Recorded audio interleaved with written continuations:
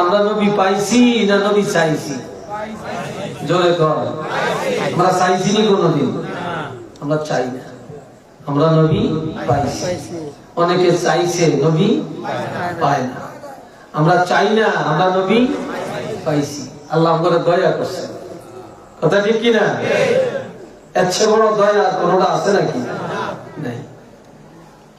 আল্লাহ আল্লাহ দয়াটা করণের জন্য হযরত ইব্রাহিম আলাইহিস সালাম আল্লাহর কাছে বাইতুল্লাহর সামনে দোয়াটা করছে। ইব্রাহিম আলাইহিস সালামের দোয়ার ফসল আমাদের নবী হযরত ইব্রাহিম খলিলুল্লাহ বাইতুল্লাহ বানাইয়া বাইতুল্লাহর সামনে দুটি হাত মোবারক উঠায় লম্বা মুনাজাত দিলেন।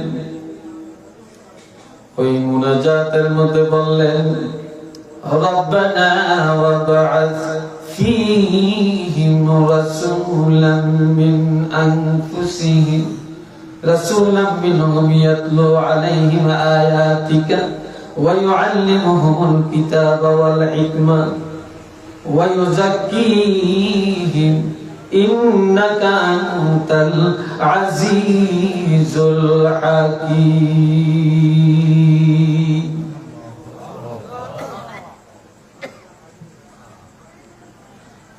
আয়া আল্লাহ রহমাতুল লিল আলামিন সাইয়্যিদুল মুরসালিন নূরে মুজাসসাম খাতিমুন নবিয়্যিন নবীকে কার ঘরে কার বংশে জানি পাঠান জানিনা জানিনা। তবে আল্লাহ বাইতুল্লাহকে সামনে রেখে তোমার দরবারে আমি দরখাস্ত করলাম, আল্লাহ রহমাতুল লিল আলামিন নবীকে আর কারো বংশে না পাঠাইও না রে আল্লাহ। যদি পাঠাও আমি ইব্রাহিম খলিলুল্লাহর বংশে পাঠাও, আমার সন্তানদের মধ্যে হতে পাঠাইয়া দাও। তবে আল্লাহ নবীকে যে পাঠাবেন, নবীর মধ্যে যেন 4টা গুণ পাওয়া যায়। এটা চিনলে বলেন না সুবহানাল্লাহ। কয়টা? 4টা গুণ যেন নবীর মধ্যে থাকে। আঙ্গ নবীর গুণ কি 4টা? গুণের কোন শেষ আছে? তুলনা আছে? কুল কিনারা আছে? আর এই নবীরে লইয়া দুনিয়াতে যত ফতুয়াবাজি আর যত সমালোচনা, কথা ঠিক কিনা? যত সমালোচনা শুধু নবীকে লইয়া, যত ঝগড়া বিবাদ শুধু নবীকে লইয়া, ঠিক না? শুধু নবীকে লইয়া, আর কিচ্ছু না।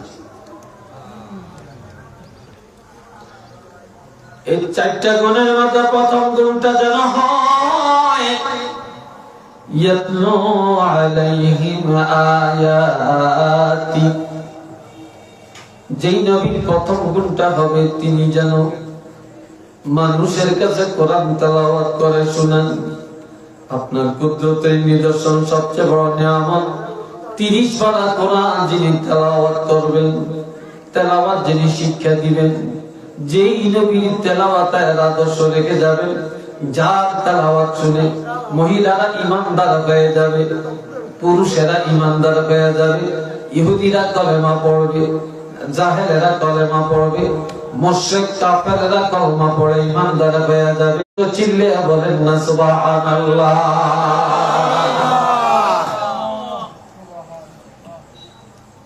এখন আমগো বেকের ঘরে কোরআন আছে, তেলাওয়াত নেই, ঠিক নেই?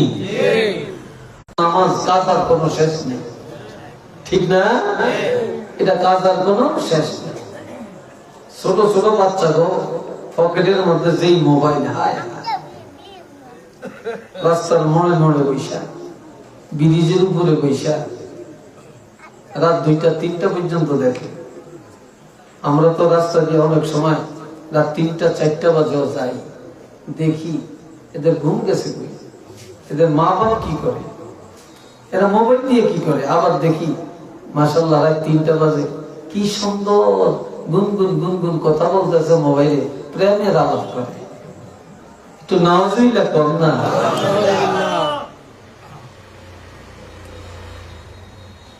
বড় ভাইয়ে দুলা ভাইয়ে বিদেশ থাকে, ছোট ভাইয়ের আদর করিয়া মোবাইল দিছে, ছোট বইনেরে দিছে, শালারে দিছে। শালা যে কি আকাম আর কুকাম করে এই খবর হেগো কাছে নাই। ঠিক না?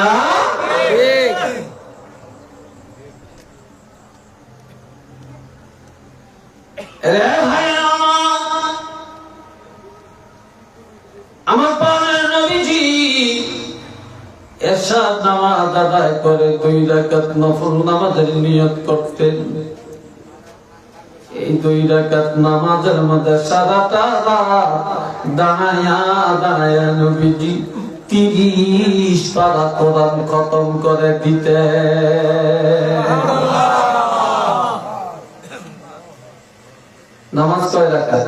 2 রাকাত। এটা বুঝে না আপনি? আর কোরআন শরীফ কয় পারা?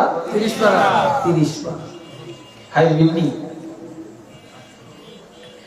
3 লাইন পড়লেই তো বিরক্ত লেগে যায়, ঠিক না? মহিলারা তো 8টা-9টা বাজে ঘুমাতেন জাগে। এখনকার মহিলারা ভাত খায় 11টা-12টা বাজে। কোন ভূতে যে আইছে আল্লাহ জানে। দুপুরের ভাত খায় দিনে 4টা বাজে, খাইতে খাইতে আজান দিয়ে যায়, ঠিক নেই?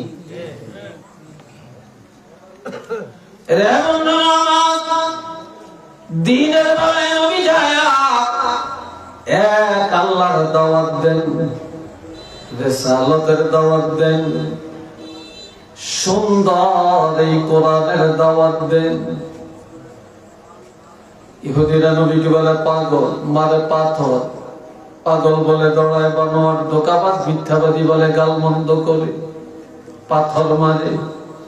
রাত্রিবেলায় নবী যখন ঘরের মধ্যে দাঁড়াইয়া দাঁড়াইয়া কোরআন পড়ে, যারা দিনের বেলায় আমার নবীকে দৌড়াইতো গালমন্দ করত, তারা ঘরের পাশে আসিয়া অন্ধকার রাত্রি দাঁড়াইয়া দাঁড়াইয়া আমার নবীর জবান মোবারকে কোরআন তেলাওয়াত শুনতো।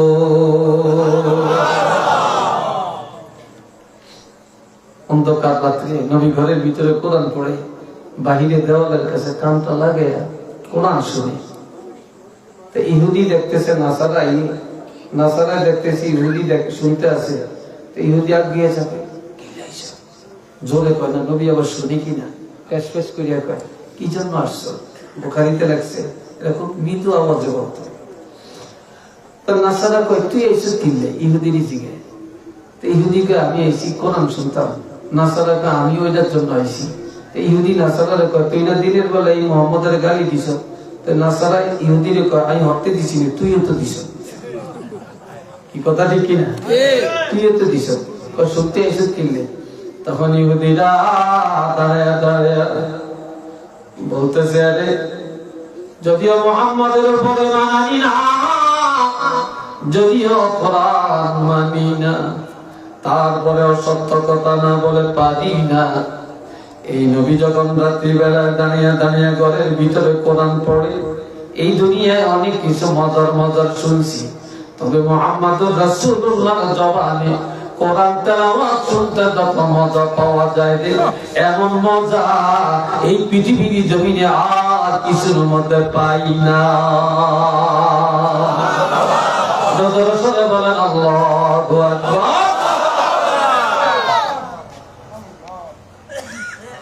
কিছুদিন শোনার পর এবার সরাসরি নবীর সামনে আসছে। নবীর সামনে এসে করে ইয়া রাসূলুল্লাহ, এতদিন আমরা গোপনে কোরআন শুনেছি, এখন আর আমরা গোপনে শুনতে চাই না। আপনার এই কোরআনে এত স্বাদ, এত মজা, আপনার জবান মোবারকে আল্লাহ এমন জাদু দিয়ে দিছে, আমাদের দিনের মধ্যে অন্তরের মধ্যে এখন রহমতের ঢেউ চলছে।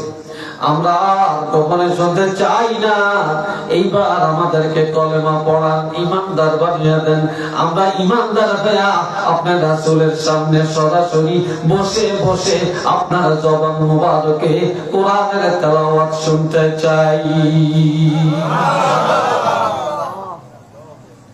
হযরত ইব্রাহিম খলিল আল্লাহর কাছে বলছেন, আল্লাহ যেই নবীর এই তেলাওয়াতের গুণ থাকবে, যার তেলাওয়াত শুনে কাফেররা ঈমানদার হয়ে যাবে, মনের পরিবর্তন এসে যাবে, এমন নবী আমি ইব্রাহিম খলিলের বংশে আমার সন্তানদের মধ্যে হতে পাঠিয়ে দেন। একটু চিল্লিয়ে কন্যা সুবহানাল্লাহ।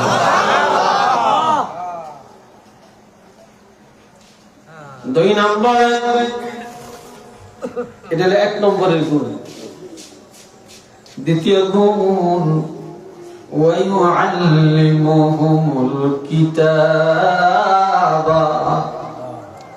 যে নবীর দ্বিতীয় গুণটা হবে কোরআন শিক্ষা দেওয়ার গুণ। কিসের গুণ? কোরআন শিক্ষা দেওয়া। কোরআন শিক্ষা দেওয়া।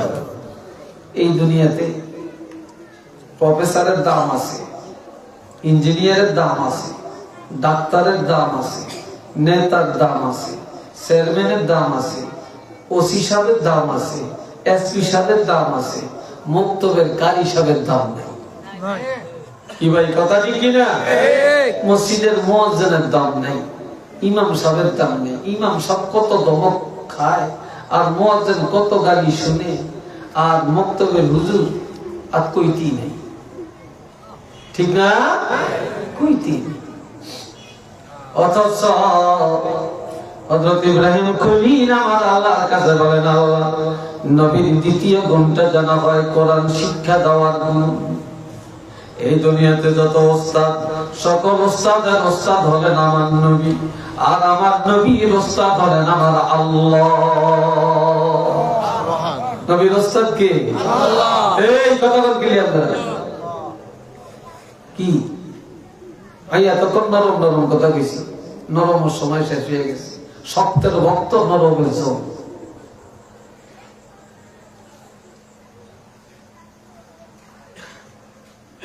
আমার প্রাণের ভাই, খায়রুকুম মান তাআল্লামাল কুরআনা ওয়া আল্লামাহু, রাওয়াহুল বুখারী। নবীজি বলেন, দুনিয়াতে বহু দামি দামি মানুষ আছে, দামের কোনো তুলনা নেই।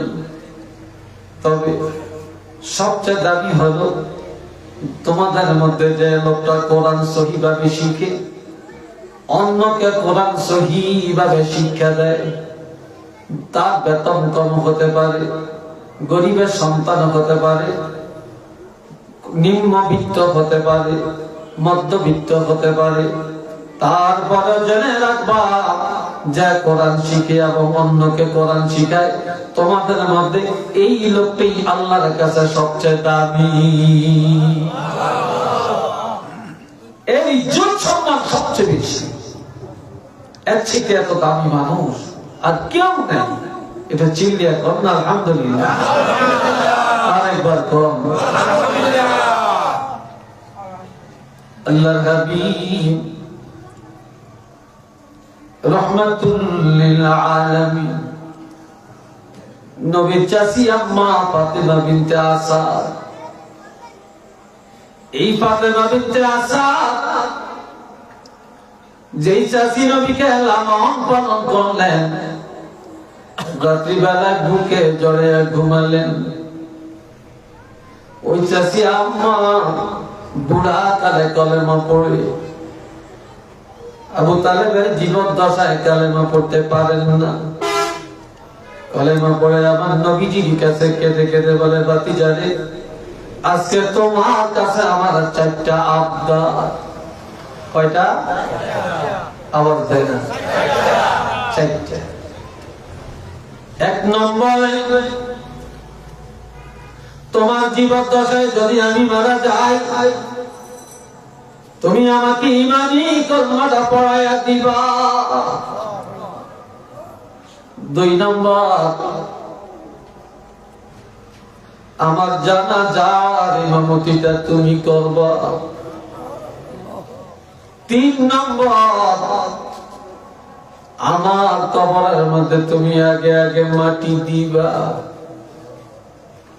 4 নম্বরে, যেই কবরে আমাকে রাখবা রে, ওই কবরে আমাকে রাখার আগে তুমি একটু কবরে যাইবা। তুমি একটু কবরে যাইয়া আমার কবরের মাটির মধ্যে একটু গড়াগড়ি দিয়া তোমার দেহ মোবারক কবরের মাটির মধ্যে একটু ঘষাঘষি করিয়া এরপর আমাকে কবরে রাখবা। বলে কেন গো চাচি আম্মা? আমি জানি তুমি এমন নবী জীবনে কোনদিন একটা মশা মাছি তোমার গায়ে লাগতে দেখি না। তুমি যখন রৌদ্রের আলো দিয়া যাও, মেঘের টুকরা তোমাকে ছায়া দেয়, তোমার ঘাম মোবারক মেঘ আম্বরের চেয়ে আরো সুপ্রাণ। কাজে আমি আশা করতে পারি তুমি রহমাতুল লিল আলামিন যদি আমাকে কলেমা পড়ো, আমার জানাজার ইমামতি করো, আমার কবরে আগে আগে মাটি দেব, আমার কবরের মাটির মধ্যে গড়াগড়ি করে এরপর আমাকে কবরে রাখো। আমি অবাগিনী আশা করতে পারি ওই কবরটা আমার জন্য জান্নাতুল ফেরদাউস হয়ে যাবে।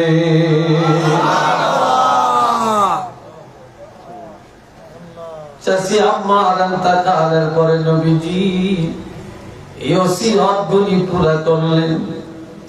কবরের কাছে দাঁড়ায়া দাঁড়ায়া কান্নাকাটি করে সাহাবীরা বলে, ইয়া রাসূলুল্লাহ, এইভাবে আর কাঁদতে তো দেখি নাই।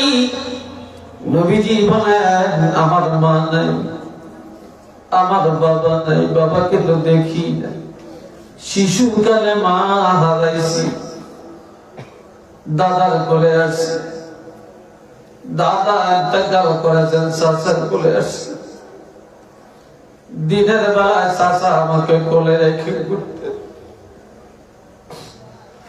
রাত্রি বেলায় চাচি আম্মার কোলে আমি ঘুমাইতাম। ওই চাচি আম্মা মুখে জড়াইয়া রাখতেন। গভীর রাত আমি আমার মা মা বলে চিৎকার করে কাঁদতাম। চাচি আম্মা বুকে জড়াইয়া বলতো, ভাবি জানে তোমার বাপ নেই মা নেই। মা বলো আমি, চাচি বলে আমি, আমার বুকে আয়, এই বলে চাচি আম্মা জড়াইয়া নিতে। ওই চাচি আম্মা ইন্তেকালের পূর্বে আমার কাছে 4টা আবদার করেছেন। আজকে আমি আবদার গুলা পুরা করতে পারলাম গো। এই পৃথিবীর জমিনে কে আছে আমি রাসূলুল্লাহর কাছে এমন আবদার করবে? ওই চাচিকে কবর দিয়ে আমি এখন কাঁদছি। সাহাবীরা কেঁদে কেঁদে বলে, ইয়া রাসূলুল্লাহ, আমরা চাই আপনি চিরদিন আমাদের কাছে বেঁচে থাকেন। আমরা বললে দোয়া করেন আমাদের কবরে মাটি দেন, আমাদের জানাজা আপনি পড়েন। তখন এই নবীজি বলে, না না না, তাআল্লামুল ফারাইজ ওয়াল কুরআন ওয়া আল্লিমুন নাস। তোমরা আমি রাসূলুল্লাহর কাছে যা জানার জেনে নাও, আর ইলমে শরিয়াত, ইলমে তরিকত, আল্লাহর কোরআন জেনে নাও, আর মানুষকে যা জানার জানিয়ে দাও। কেননা আমি রাসূলুল্লাহকে তোমাদের কাছে বেশি দিন রাখা হবে না। ফাইন্নী মাকবুজুন, অতি দ্রুত আমাকে উঠে নেওয়া হবে, আমাকে উঠে নেওয়া হবে। যা জানার তাড়াতাড়ি জেনে নাও। একটু চিল্লে বলেন না সুবহানাল্লাহ। আরেকবার বলেন আলহামদুলিল্লাহ। এটা দুইজন শিখলে কি কি ফোন আইছে আমাদের? হ্যাঁ, আমি আর 10 মিনিট কথা বলি, 10 মিনিট আমরা জায়গায় বইলে বুঝতে পারি এই জায়গা কি চায় আর কত দরকার। কিন্তু সময় নষ্ট করিয়া কাল খবর করিয়া লাভ আছে, বাইজিয়া ঘুমছে, এটা আরো ভালো। এত আইসা আছে না ওয়াজের, ওয়াজ তো জীবনে কম করি না। এই 46 বছর একটা না ওয়াজের ময়দানে আর কত করব? অন্তর আমাকে দাম নেই। অনেকে কে বাইডার, কে আসাইতে হারে, কে ডঙ্গাইতে হারে, কে কিচ্ছা কইতে হারে, কে মুরব্বী হইতে হারে, কে ডাইনাত বানাইতে হারে, কে বাহাত বানাইতে হারে। এই কথা ঠিক কিনা? হ্যাঁ, এই তো অবস্থা। আমার বানের ভাইরা খেয়াল করেন, গভীরভাবে খেয়াল করেন। নবীজি বলেন আমি রাসূল যখন থাকবো না, তোমাদের মধ্যে যারা আলিম, তোমাদের মধ্যে যারা ওখানে আলেম, এই আলেমরা যদি জানাজা পড়ে, আলেমরা যদি কবরে মাটি দেয়, আলেমরা যদি কবরের লাশ রাখে, এই আলেমদের ইজ্জতের দিকে তাকাইয়া আমার আল্লাহ এই কবরের আযাবটা উঠাইয়া দিবে। আরেকটু জোরে কোন আলহামদুলিল্লাহ। আলেমের ইজ্জত আছে কি নাই? চিল্লিয়া কোন আছে কি নাই? সবাই বলেন আলহামদুলিল্লাহ। 3 নম্বরের গুণটা চাই ওয়াল হিকমা, যে নবী হবেন কৌশলের নবী, যিনি হবেন বিজ্ঞানময় নবী, বৈজ্ঞানিক নবী, হিকমতের নবী। এই হিকমতের আরেক অর্থ হলো আদর্শের নবী। দুনিয়াতে যার আদর্শ ছাড়া কোনো আদর্শ চলবে না। দুনিয়াতে আইন চলবে কার? এটা ধরে কম। নামাজ কার আইন, রোজা কার আইন, হজ কার আইন, যাকাত কার আইন, পর্দা করা কার আইন, সত্য কথা বলা কার আইন, হালাল খাওয়া কার আইন, হারাম থেকে বাঁচা এটা কার আইন, বিবাহ কার আইন, তালাক দেওয়া এটা কার আইন, জোরে কম। কোরবানি দেওয়া কার আইন? এই সব আল্লাহর আইন। তবে আল্লাহর আইনগুলি আমরা পালন করব। আওয়ামী লীগের নীতিতে চলবে না, বিএনপির নীতিতে চলবে না, জামাত ইসলামের নীতিতে চলবে না, শাসনতন্ত্রের আইনে চলবে না, জাতীয় পার্টির আইনে চলবে না। আল্লাহর বিধানগুলি, আল্লাহর আইনগুলি পালন করতে হবে একমাত্র নবী মুহাম্মদ রাসূলুল্লাহর আইনে, আমার নবীর তরিকায়। একটু চিল্লায়া বলেন না সুবহানাল্লাহ। কার তরিকায়? জোরে বলেন কার তরিকায়? আমার নবীর আদর্শের বাহিরে এই দুনিয়াতে আর কোন আদর্শ আছে নাকি? নাই।